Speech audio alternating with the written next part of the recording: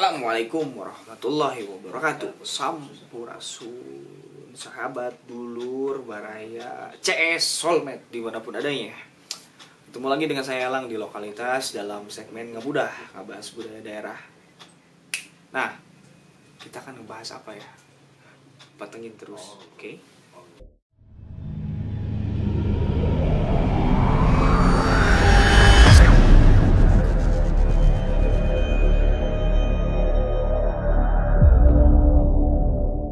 Oke, pada segmen Ngebudah kali ini saya ingin membahas seputar tosan aji atau keris yang saya miliki dan jadi satu kebanggaan saya yang saya dapatkan dari teman saya juga. Ini saya mahari karena saya suka. Keris ini berdapurkan tilam upi. Memang pada dasarnya keris ini adalah keris sederhana dan banyak ditemukan di daerah manapun. Kita buka ya. Assalamualaikum. Nah guys, ini adalah dapur keris tilam upi. Kita lihat ricikannya agar teman-teman bisa tahu kalau keris yang bentuknya seperti ini tuh namanya keris tilam upi. Apalkan dulu aja ricikannya. Apa ricikan dari keris tilam upi? Adalah salah satunya dia itu memiliki gandik yang polos. Ini gandiknya. Dia tidak punya kembang kacang, jalen maupun lambe gajah. Kemudian dia punya tikal alis. Maka yang menjadi pembeda dari keris tilam upi dan keris brojol itu dari tikal alisnya. Brojol itu nggak punya tikal alis. Jadi kalau teman-teman punya keris lurus bergandik polos kemudian tidak ada tikal alisnya, artinya itu adalah keris brojol. Kalau ada tikal alisnya berarti ini adalah keris tilam upi.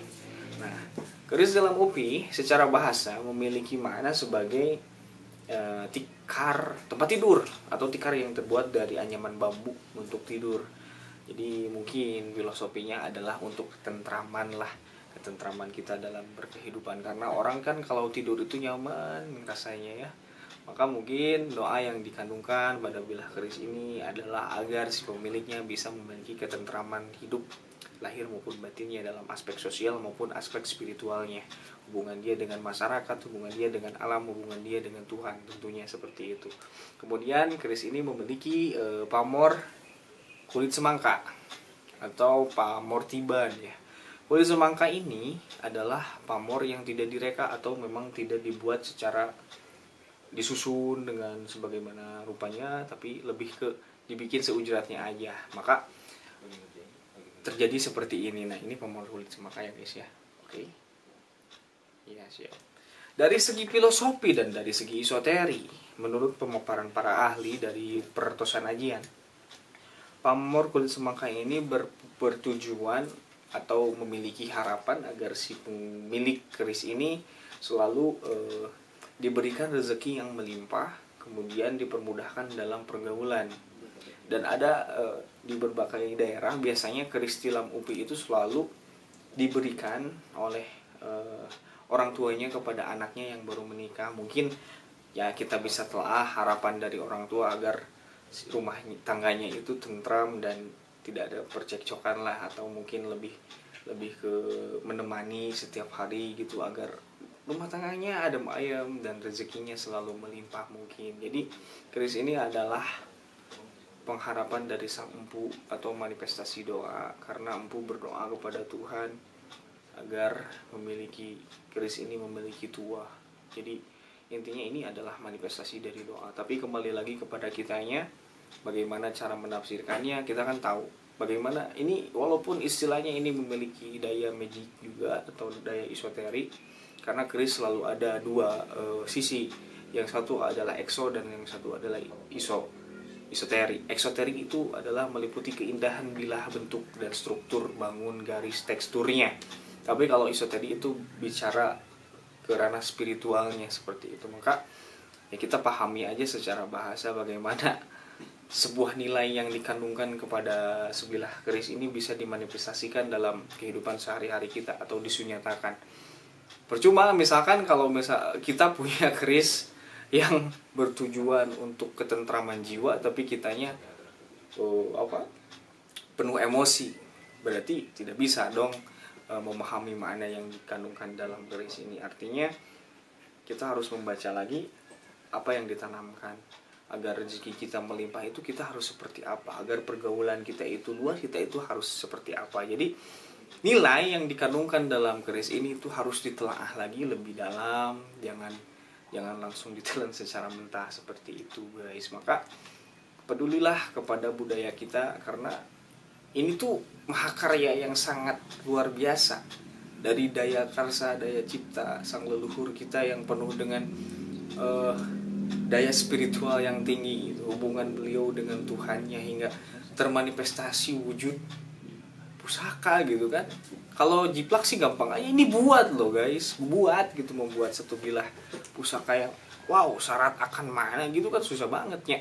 Maka tolonglah kita kesampingkan dulu hal-hal yang berbau negatif tentang hal seperti ini, karena kalau menurut saya mah ya, kembali lagi kepada pemikiran kitanya, banyak orang yang paham, keris itu biasanya digunakan untuk santet.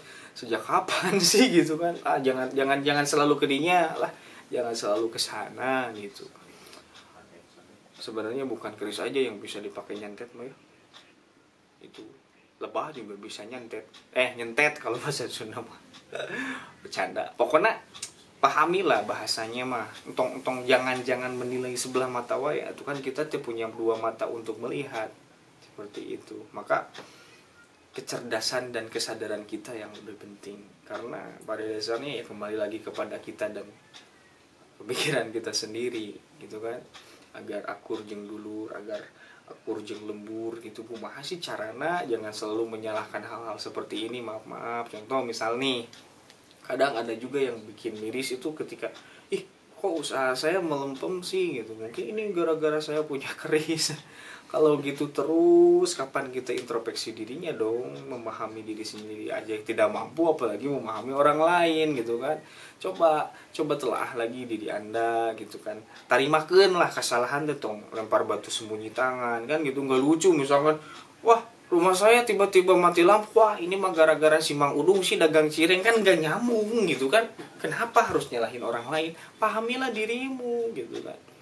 Jangan sampai istilahnya Anda menyalahkan orang lain atau Anda menyalahkan sesuatu dan membuat Anda itu merasa dirinya benar. Nggak seperti itu dong konteksnya. Maka tong kitulah tong disalahkan. Ayo we gitu dikambing hitamkan sebagai sarana, sebagai media untuk ini, untuk itu, untuk itulah. Capek guys pokoknya mah. Saya sok sakit hati apa keris diragaji, digerinda gitu, katanya ini keris musyrik. Yang musyrik tuh keris siapa orangnya gitu kan. Ketika orang memahami bahwa ini adalah Tuhan, dia musyrik memang ya. Makanya yang salah tuh kerisnya apa orangnya. Apakah keris ini mengajarkan dia untuk menyembah ini? Enggak kan, ini benda mati gitu. Ini adalah benda yang penuh dengan nilai seperti itu. Maka benahi dulu orangnya.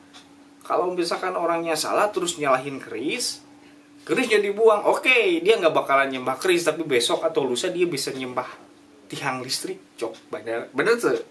Maka pahami heula eta gitu guys, miris, mata tong melihat dari sebelah matanya, rasa peula gitu, geuning keris aya nu lempeng, aya nu luk-luk gitu tah. Pahami heula eta. Geus kapangi, geus karasa karandapan juga aya we peduli hayangnya ho gitunya. Sok yuk sami-sami bebarengan urang memulai budaya urang sasarengan nya. Mung sakitu nu kapihatur sampurasun.